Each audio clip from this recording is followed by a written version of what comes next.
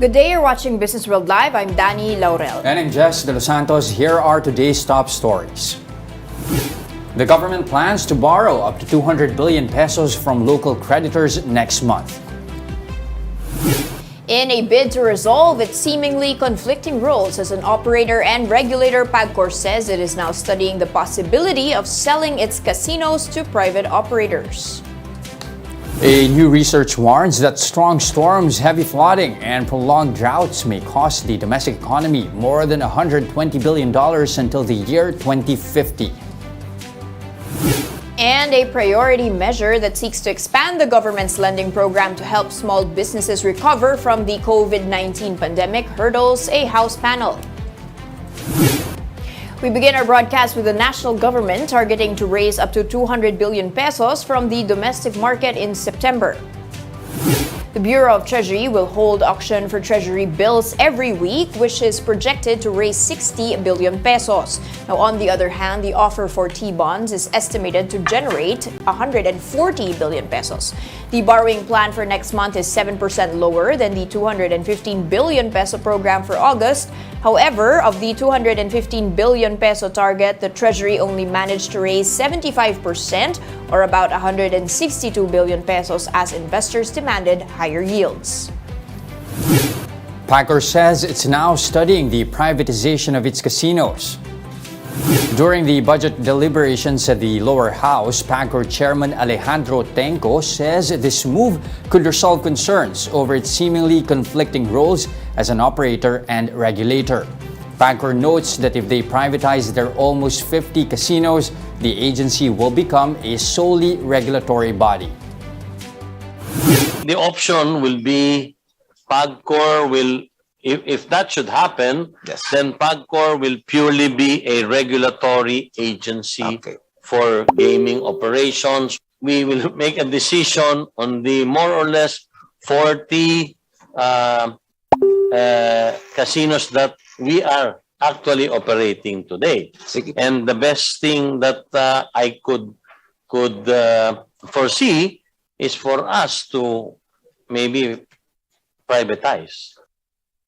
However, some lawmakers flagged the plan, citing its impact on government revenues.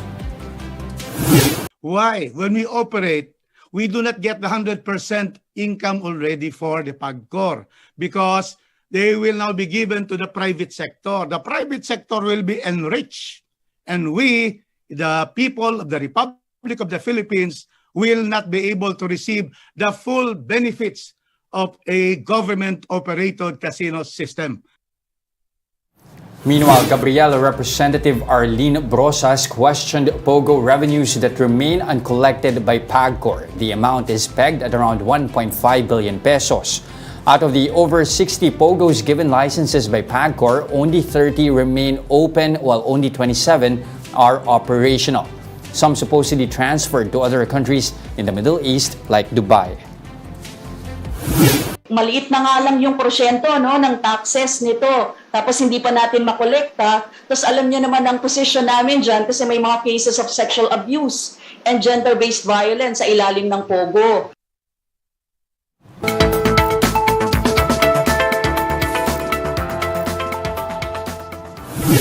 Let's scrutinize further the issues surrounding the 2023 budget with House Deputy Minority Leader and Bagong Henerasyon Party List Representative Bernadette Herrera. Representative Berna, thank you for joining us. Good morning. Good morning to all the viewers and good morning to the both of you. Again, on program funds here, I mean, we've been reporting this the past few days. That's worth 588 billion pesos. That's more than double the 2022 allocation for 2022. Now, the fact that it covers roughly 16% of the expenditure plan, is that a worrying picture for you? What red flags are you seeing here? Well, I asked that during the budget deliberation of TBCC, but it's mostly composed of the DOTR loan, the foreign, what should we call that? It's the loan, the foreign assisted loan that we expect for DOTR. So that's why it's part of the program fund, and that's about 300 billion. So that mostly composes why the big leap. So we're trying to ask from them because they said this has been contracted out, but we don't know when, because once we sign the GAA, this will just the loan will just be pushed through. That's why we're asking for details for it. So we're waiting for the submission. And also there's that portion of the social infrastructure program of the president, which we're also asking for details. But they said this will be from excess revenues. But of course, I don't think we've had excess revenues for the past years. So these are the explanation that we got from them, but we're still waiting for specific from the DBCC. And I guess that's one of the sticking points here, like what you mentioned, over the past years, wala naman tayong excess revenues, and yet we haven't programmed funds. In fact, we have some allocation for that over the past 2 years. So what's our track record here when it comes to releasing or triggering the release of unprogrammed funds, especially since sabi nyo nga, majority of that is sourced, of course, from excess revenue or either foreign assisted loans as well? Well, that's why we're always very careful with unprogrammed appropriations, because it takes away the power of the purse of Congress. Because once it's there, they could play around with it. That's why we're very careful. That's why we're looking into it closely. And we're trying to see how we could minimize these so that the power of the purse from Congress will not be taken away from us. And we know the details of each and every release. Diba? Because it has been decided by the Supreme Court, it has to be a line item each and every time. So this is something that minority will monitor and look into. Matagal pa naman tong budget deliberations natin. Of course, until BICAM will make sure that we have the proper answers to these questions. Rep, let's talk about the 2023 budget and the COVID situation. Finance Secretary Diokno says no more COVID ayudas. That's already something that we cannot afford, or it's a waste of public funds, as he says. Do you agree with that? And how can we transition from the Bayanihan funds towards nothing na ba talaga for the poorest of the poor? Well, pag sinabi mo namang nothing, when you say kasi ayuda, that's just simply dole out eh. But what we're trying to do here is to distribute funds that would generate employment, would generate entrepreneurship. Yun dapat yung i-focus natin, which I agree on. Kasi yung ayuda, the mentality of just receiving funds from government, alam mo, ang naging epekto kasi ng ayuda mentality is a lot of people are not working anymore. Because one of the requirements of receiving ayuda is if no one's working at home. And that is something that has to change. And me personally, I agree with that. It has to be something that's sustainable and something that grows, that's something that the individual can earn from. That's why we're trying to question why DOLE has decreased its funds tremendously, because at least these livelihood components are very important for the economic recovery of our country. So it's not that there's no ayuda, but the ayuda is not just a dole-out mechanism, but something that can be used in establishing employment and entrepreneurship and businesses, small businesses for our kababayans. But ma'am, can we already do this by 2023? Can the people survive without dole-outs already? Yes. Kasi ano naman to as long as there's support from government, of course they can. We can do that. Ano naman yan, it's a combination. Because the DSWD assistance to individuals in crisis, hindi naman po yan mawawala. So that still continues, and we still have the Tupad program. So hindi naman totally zero yung ayuda, but it's just being channeled to something more productive and not just dole-out mechanism. So they will still receive something, but there will be certain conditions that they have to meet, and that there should be a goal wherein they have to earn something from it na continuous, sustainable. Ma'am, let's talk about privatization of GOCCs. Specifically now, we had yesterday the budget deliberations, PAGCOR, PCSO also is a possibility there. What's your position on this? Is it time to be privatizing this, specifically for PAGCOR? No? You want a separation between them being the operator and regulator. There's conflict of interest now. Or is this not worth the losses of government revenues, especially at a time when we need more collections? Well, my personal take has always been you have to separate regulation from the operation. I've been on top of that with MWSS. If you recall, I've been saying that you cannot be the regulator. You cannot regulate people who feed you. That's going to be unfair practice. That's why I'm also decoupling the PPA. Kasi ganun din yun. May operations ka na, meron na siyang regulation. As to PAGCOR, this is something that we really need to look into, because it's also something that contributes a lot to government. So it's a balancing act. Remember, I'm trying to look at all the GOCCs. We have 15 GOCCs who help the country. They contribute about more than 100 billion in revenues in our country. But at the other end, we have around 45 GOCCs na bleeding. Wherein we also spend almost 140 billion for them. So at the end of the day, we don't even earn that much from GOCCs if you total everything. That's why it has to be reviewed. So you cannot say we privatize this, we privatize that. It depends on what GOCC you're talking about. So that is something that's worth looking into, and that is something that I'm looking at. How to streamline the GOCCs, because like I said, there are a lot of bleeding GOCCs in our country. Okay, so heavy balancing act, especially when it comes to PAGCOR. But also, previously you did say as well that absorptive capacity will be a main consideration for you as you scrutinize the budget. Given that, which agencies do you think will have a harder time given their track record? What's the lowest absorptive capacity? I haven't looked into what's the lowest absorptive capacity the agency has, because we have to check this year. I still have to check kung ano yung may lowest absorptive capacity from the last year. We just had 2 agencies. Now we have DOT. I already asked from the DBCC to submit to us the absorptive capacity of each and every agency. They haven't submitted to me, so I haven't really looked into that. Once I get, I'll report to you.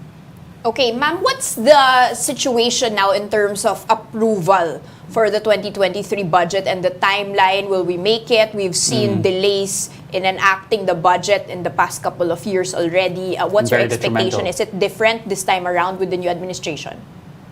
Well, for the past several years, we've been trying to make it to the deadline. Even during the time na nagkagulo kami sa Congress, we still made it to the deadline.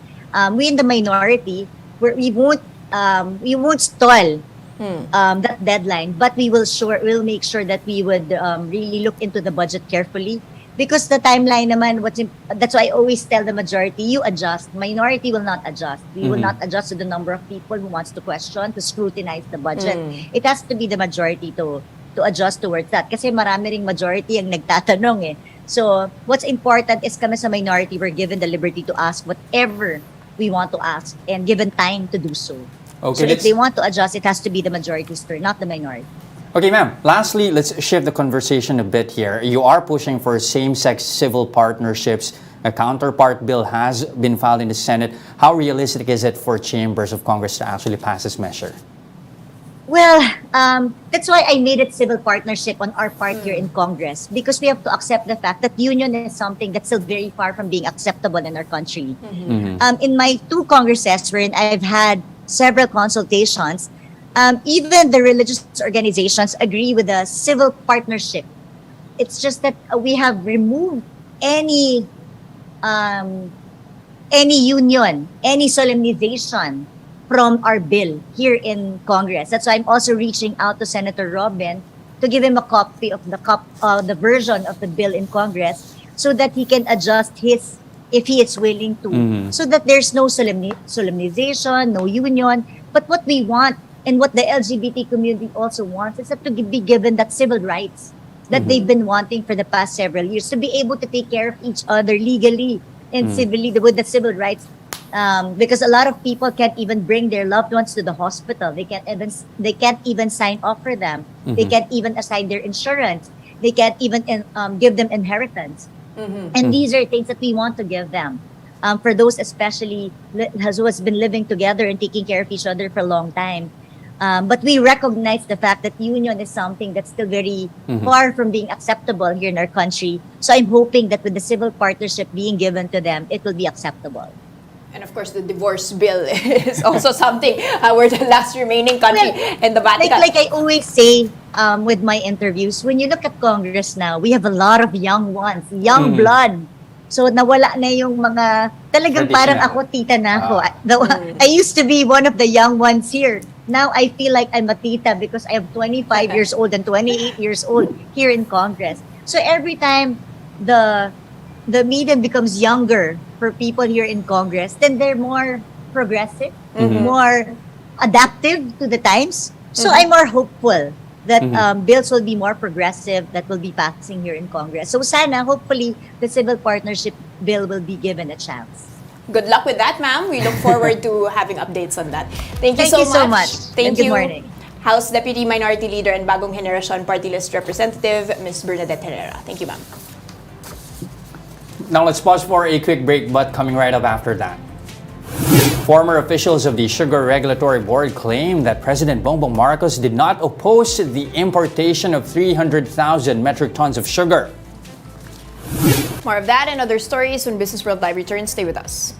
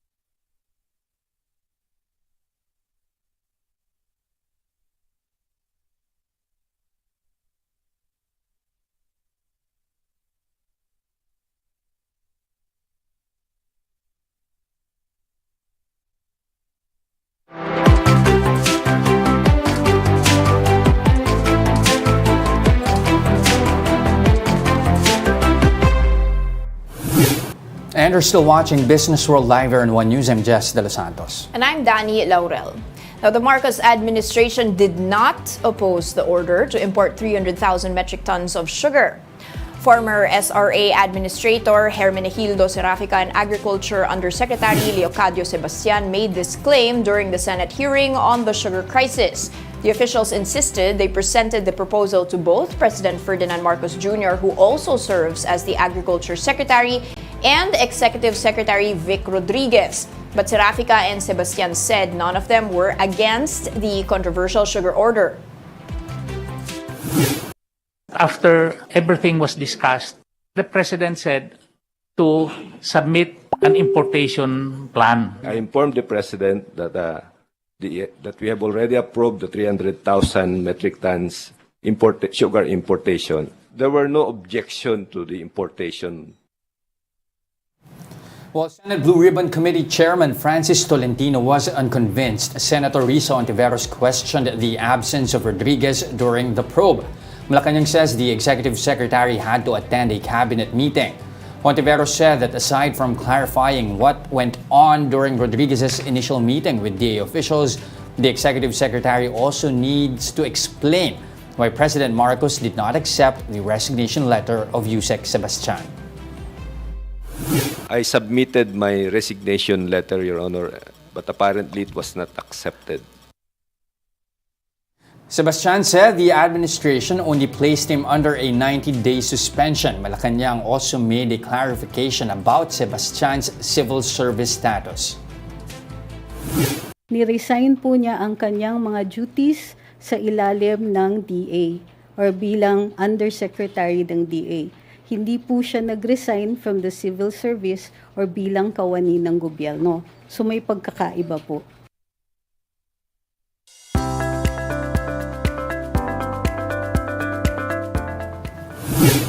AC Logistics, the logistics arm of Ayala Corporation, finalizes its acquisition of 60% shares of Air 21 Holdings.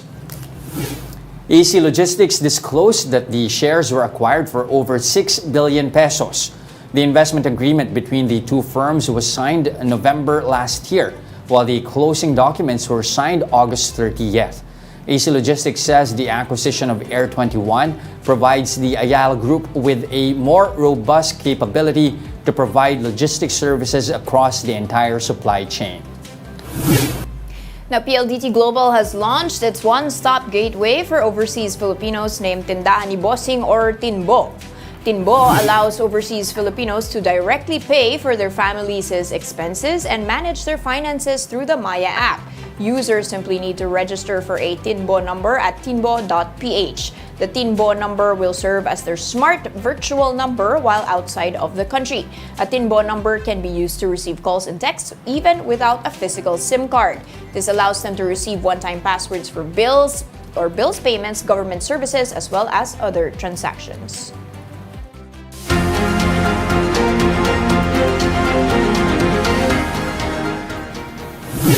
Research firm GSD warns that strong storms, heavy flooding, and prolonged droughts in the country may result in around $124 billion in economic losses between 2022 and 2050. This translates to an annual GDP loss of 0.7%. The total economic loss of $124 billion is the fifth largest among 7 countries covered in the report, which included China and the U.S. The U.S. and China will face cumulative losses of around $3.7 trillion and $1.1 trillion respectively by 2050. Now, the measure that would expand the government's lending programs to help MSMEs recover from the impact of the pandemic has been approved at the House Committee level. The proposal, known as the Guide Bill, is one of the priority measures of the Marcos administration. Upon consolidation, the bill will be referred to 2 more House committees for funding and tax provisions. The bill will mandate Land Bank and the DBP to expand their credit and rediscounting facilities to affected MSMEs and other strategically important companies. And those are the biggest stories on the economic and corporate front today. I'm Jess Delos Santos. And I'm Danie Laurel. We are One News, all sides, all the time. Don't go away. We'll give you the latest on the local bourse and Business World Live returns. Stay with us.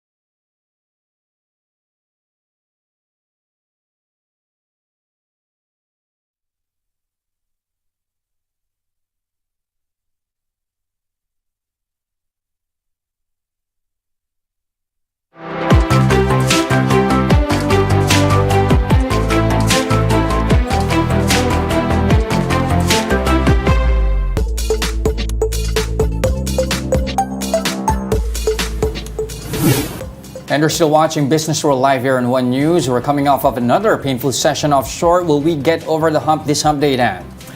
Medyo malaki the hump, Jeff. If you take a look at my terminal here, I'll try and project that. You can see that all over the US, it's just a sea of red. Apart from the DAX in Europe, it's the same situation over in Europe. And if we scroll down to Asia, I'm going to pull out the chart for you here. You can see again quite a shaky open, and we are really no different. If you take a look at our index here, we're still sliding. We're at 6,600 levels. The past 3 days, though, we're actually up by 4.5%. So it hasn't been that bad. Of course, we come off of quite a rocky week last week, and then we were on holiday on Monday. So now we're just catching up with the rest of the global slowdown. And if you take a look at our movers here, there's still quite some bright spots. You can see Wilcon Depot up by 1.9%, followed by URC. So a couple of, let's say, consumer stocks names in the offing. You've got Pure Gold as well. But if you look at the worst performing stocks, you've got ICTSI, PLDT, and JG Summit. So quite a mixed bag here. I guess investors are looking at where they're supposed to be putting their money, and it's quite volatile at the moment, Jess. Okay, some are selling, some are buying, but this time around, let's talk about mergers and acquisitions. News first. If you recall Keepers, it's a very interesting stock actually, which had an IPO. So this is Lucio Co, who owns, of course, Pure Gold, that has invested into high or more premium liquor brands. It's basically the competitor of Emperador. And guess what? They plan to buy 50% of Spain's Bodegas Williams. Okay, and that is actually mainly the 60% of the revenue. So they are importing this Spanish brand. It's a brand that produces Brandy Alfonso, and they are now going to be buying that. And you can see that in the past 3 days, the stock has reacted, or investors have reacted pretty positively here. Keepers jumping 5%, now trading at 1 peso and 30 centavos. But not everyone is buying. Some are trying to divest. One, of course, in focus is Dito CME, which holds Dito Telecom, of course. And, there have been questions here on the profitability. They had said yesterday to the stock exchange that they will be profitable, could hit profitability by 2026. But they did say, Jess, they warned, that projections could change. You never know what could happen. Of course, they need to have 84% of the population covered by Dito Telecom by 2024 to remain with the franchise. Okay, so it's quite a big issue here. They did mention there's a possibility that the holding company, Dito CME, might be selling down some of its stake. This, of course, as it's seen net losses at 8.3 billion pesos in the first half of the year. Nevertheless, a little bit of a reprieve here. Dito Telecom up by 1 centavo to 3 pesos and 70 Okay, here's to hoping that we might actually end on a good note. Let's have a quick check on the peso. Absolutely, Jess. So let's take a quick peek at how we've been doing. Have we breached 57 fine? Not yet. So analysts have been watching very closely. I'm going to pull out for you just the 5-year chart so you can see how painful it's been for the peso. Look at this sharp jump just in 2021, of course, being led by the tightening of the Fed and the differential, the strength of the dollar, really. But nevertheless, here we are strengthening at a touch at 188 rather to the greenback, Jess.